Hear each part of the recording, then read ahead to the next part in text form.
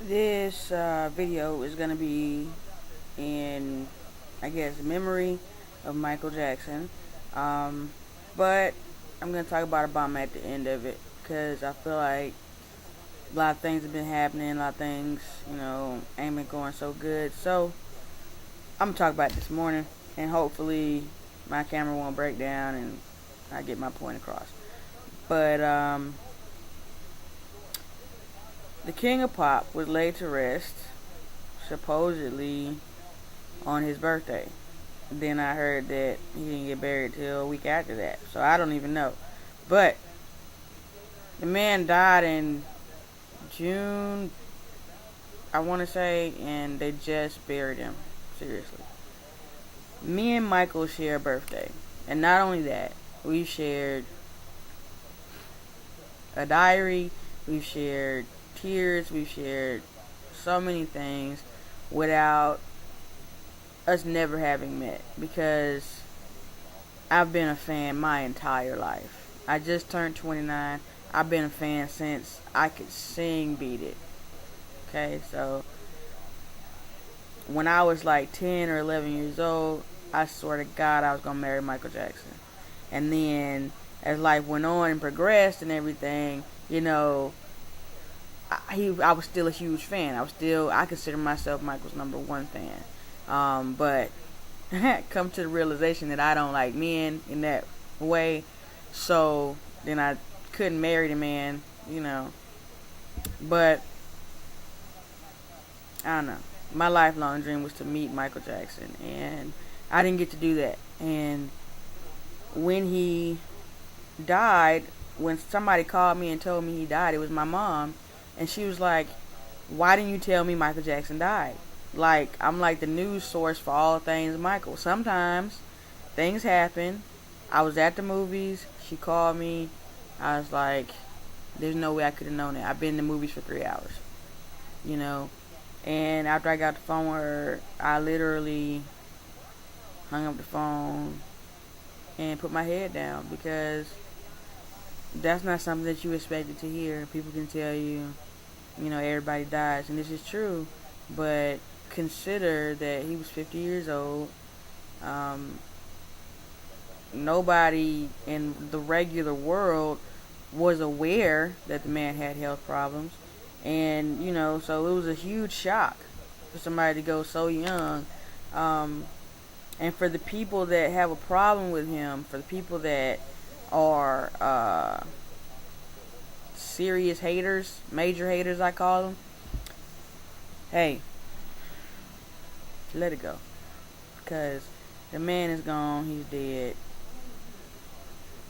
There's nothing we can do. There's nothing he can do. And as far as the little children that he was accused of touching inappropriately, when I was younger, I was molested by my stepfather, and when I initially told my mom, she didn't believe me. So in no way am I saying that you shouldn't take serious consideration into when children tell you that they've been hurt or touched inappropriately by an adult, or by another child for that matter. You should never take that lightly.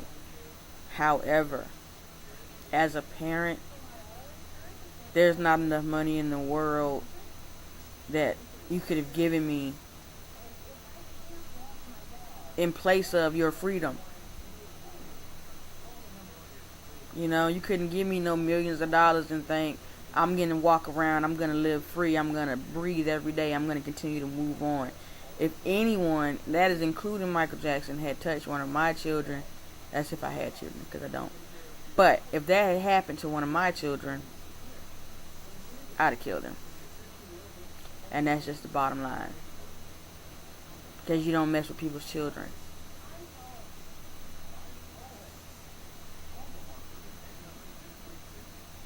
That is what it is.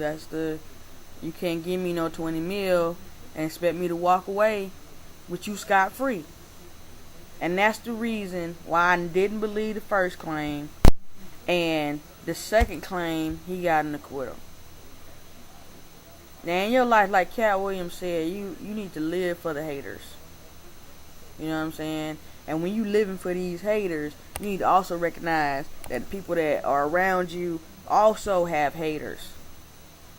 So, everything that comes across to you about this person may not be true. May not be what the business is. But you would know that because you're so stuck on what she said or what he said. If you can't get the story from the horse's mouth, don't listen at the story. That's my theory. So, on my birthday, I took 3 shots, straight up Disaronno. Actually, they were double shots because they were like this big. But I did 3 of those, and my second toast was to Michael Jackson. May the man rest in peace. So, yeah. Let the man rest in peace. Not just one day out the year, not just August 29th. Just leave the man alone. Okay? Because no matter where he is now, should never speak ill of the dead. Now, on to President Obama. When did we change constitutional rules that said that a person with a gun could be allowed within 100 feet of the President of the United States of America? I'm listening to the Tom Joyner Morning Show this morning here in Orlando, and they're basically saying that it was okay for those 2 people to have guns at a meeting with President Obama. And I'm not understanding it. There was a man in Afghanistan or Pakistan or wherever the hell he was at that threw a shoe at President Bush and almost got the second shoe off to throw at him before Secret Service tackled the man. I mean, he was literally like, I don't know. He was close enough to do what he did, but the shoe didn't reach the president, and really, they ain't had to do anything else. I mean, he just had another shoe. You know what I'm saying? But you don't let people stay in the audience when they have a weapon. Don't stay in the audience with the President of the United States. And like a man was saying this morning on the radio show, he was basically saying, even if you don't like the person in office, I believe it's George Wilburn, even though you don't like the president that's in office, you have to have some certain respect for the office of the presidency. Because this person was voted into this office. I mean, we voted him there. And if we, as Democrats, don't stick up for our president, who will? Because the Republicans damn sure are not going to do it. I mean, it's like being a Republican means that you don't even have the guts to stand up for your president, regardless of the fact that y'all are not in the same party. You know what I'm saying? They can say Democrats are slow, or Democrats are free, or, you know, they just say whatever they want to say, they do whatever they want to do, they're socialists.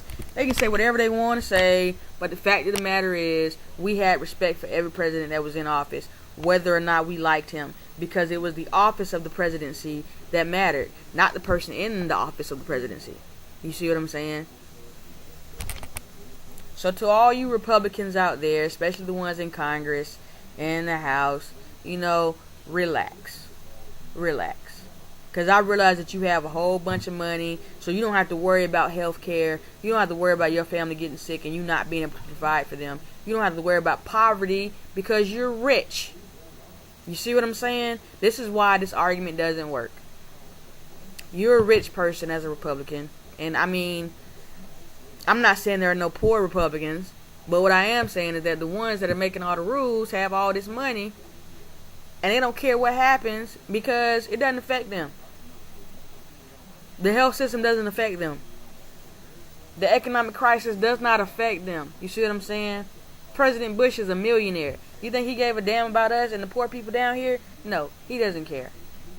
To a certain extent, I would say that it's not a race thing, but when you're allowed to, in a assembly meeting, you're allowed to say you're a liar out loud to the president